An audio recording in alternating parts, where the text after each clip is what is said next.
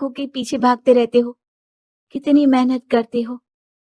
शिल्पी, नौकरी से कुछ नहीं होगा। तुम लोगों की हैसियत तक पहुंचना है तो अपना ही बिजनेस करना पड़ेगा, वरना तुम्हारे पापा किसी और से तुम्हारी शादी करवा देंगे। अच्छा, ऐसे किससे करवा देंगे? मैं तो तुमसे ही शादी करूंगी।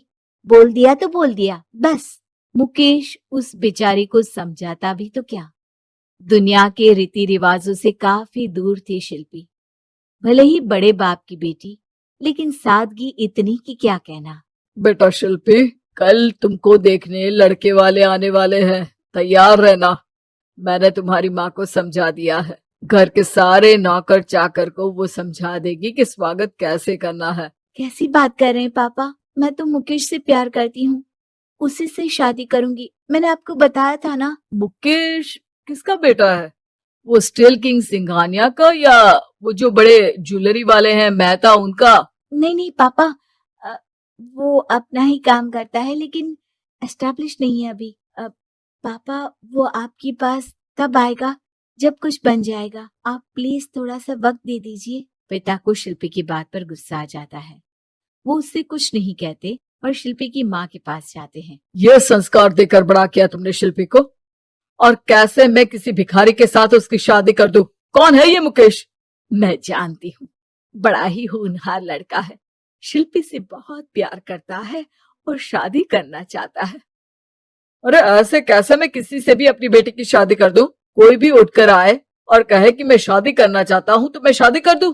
कान खोल कर सुन लो, कल उसे अच्छे से तैयार कर देना, क्योंकि जो लड़का मैंने देखा है शिल्पी के लिए, वो करोड़पति घर का बेटा है, समझी? लाख मना करने पर भी शिल्पी को उस लड़के से मिलवाया जाता है जो उसके पिता ने उसके लिए देखा था। देखिए, मैं किसी और से प्यार करती हूँ और उसी से शादी करूंगी। ये तो बहुत अच्छी बात है कि तुम किसी और से प्यार करती हो, क्योंकि मैं भी किसी और से प्यार करता हूँ। लेकिन शादी तो हम दोनों को ही करनी होगी, जानती हो ना, ये बिजनेस और ये सारा कुछ। शिल्पी को समझ में नहीं आता कि वो क्या कह रहा है, लेकिन वो समझ जाती है कि वो लड़का भी किसी और से प्यार करता है। पिताजी, वो भी कह रहा था कि वो किसी और से प्यार करता है। हाँ तो करने दो ना, हमने तो नहीं रोका। तुम अपना देखो, शादी के लिए हाँ कर गया है वो। लेकिन क्यों? अरे वो और मैं दोनों ही एक दूसरे से प्यार नहीं करते, फिर शादी क्यों कर ले? पापा, एक बार सिर्फ मेरे कहने पर आप मुकेश से मिल ले। पिता शिल्पी के कहने पर फॉर्मेलिटी के लिए ही सही, लेकिन मुकेश को घर बुला लेते हैं। देखो, ज्यादा वक्त नहीं दे पाऊंगा। ये बताओ कि शादी के बाद कहाँ रखोगे उसे? 2 कमरे के मकान में?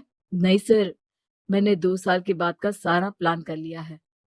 मैंने आयरन इंडस्ट्री खड़ी करने के लिए पूरा ब्लूप्रिंट तैयार किया है।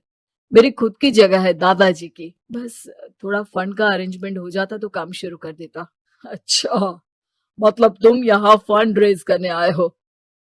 मुकेश समझ जाता है कि उसके पिता शिल्पी की शादी उससे कराने के मूड में नहीं है। फंड आप कभी दे भी नहीं पाएंगे मुझे तो सिर्फ शिल्पी चाहिए। मैं उसके बिना नहीं रह सकता सर। मैं उसे बहुत खुश रखूंगा। वो तो हर पति का धर्म होता है। वो तो मैं किसी से भी उसकी शादी करा दूं, वो उसे खुशी रखेगा। लेकिन देखो, मैं ज्यादा बात को घुमाना नहीं चाहता। वो बड़े घर की लड़की है, उसे काम काज की आदत नहीं। अभी वो समझ नहीं रही, लेकिन तुम तो समझो। मैं किसी भी हालत में शिल्पी की शादी तुमसे नहीं करवा सकता। मुकेश पिता से लाख मन्नतें करता है, लेकिन वो नहीं मानते। शिल्पी की शादी उस अमीर लड़के से हो जाती है। शादी के बाद क्या हम लोग मेरी माँ के घर चले? मुझे उन लोगों की बहुत याद आ रही है। हाँ हाँ, जाओ जाओ। वैसे भी आज मैं अपनी गर्लफ्रेंड के साथ मसूरी जा रहा हूँ, तुम जा सकती हो। कैसी बात कर रहे हैं? अब हम लोगों की शादी हो गई है, आप कैसे किसी और लड़की के साथ जा सकते हैं? अरे मैंने तो तुम्हें शादी के पहले ही बता दिया था कि मेरी कुछ गर्लफ्रेंड्स है। अब प्लीज ये टिपिकल बीवी वाला रोना धोना शुरू मत कर देना। शिल्पी पिता के घर जाती है और माता पिता को सारी बात बता देती है। इतना गंदा इंसान निकलेगा, मैंने तो सोचा ही नहीं था। अरे क्यों कराई मेरी फूल जैसी बेटी की शादी ऐसे घर में? और तो क्या हो गया, शुरू शुरू में हर घर में ऐसा होता है, धीरे धीरे ठीक हो जाएगा। और वैसे भी उन लोगों के साथ हम लोगों की एक बड़ी डील फाइनल हुई है, समझी? उन लोगों से रिश्ता बनाकर रखो, तभी पैसों की बारिश होगी। पापा, अब समझ में आया कि आपने मेरे साथ ऐसा क्यों किया। मुकेश आपके सामने गिड़गिड़ा कर गया कि वो मुझे बहुत खुश रखेगा, लेकिन आपने मेरी शादी एक ऐसे लड़के से करा दी जो किसी और लड़की से प्यार करता है और शादी सिर्फ समझौते के लिए कर रहा है। पापा, मैं जा रही हूँ, लेकिन इस घर में कभी पैर भी नहीं रखूंगी। आपने मुझे सामान की तरह इस्तेमाल किया। माँ शिल्पी को बहुत रोकती है, लेकिन वो एक नहीं सुनती। कुछ समय बाद, शिल्पी, मुझे नहीं लग रहा कि अब हम दोनों के बीच ये शादी और रह पाएगी। मैं किसी और से शादी करना चाहता हूँ। वैसे तुम परेशान मत हो ना, तुम्हारे पापा के साथ हम लोगों की डील जो चल रही है ना, वो नहीं रुकेगी, क्योंकि तुम बहुत अच्छी लड़की हो। ठीक है, मैं जा रही हूँ, तलाक के पेपर में साइन करके। लेकिन एक शर्त है, मैं कहाँ गई ये बात मेरे पिता तक नहीं पहुंचनी चाहिए। शिल्पी घर छोड़कर चली जाती है। वो एक नौकरी करती है और अपना जीवन खुद संभालती है। लेकिन एक दिन, शिल्पी जी, आपसे मालिक मिलना चाहते हैं। अब मुझसे क्यों? शिल्पी मालिक के कमरे में जाती है, जहां सामने मुकेश होता है। अरे आपको देखकर बहुत खुशी हुई, बहुत बड़े आदमी बन गए। थैंक्स, पर तुम्हें नौकरी करने की क्या जरूरत पड़ गई? मैंने तो सोचा भी नहीं था कि तुम मेरी शिल्पी होगी। तभी वहां शिल्पी के पिता आ जाते हैं।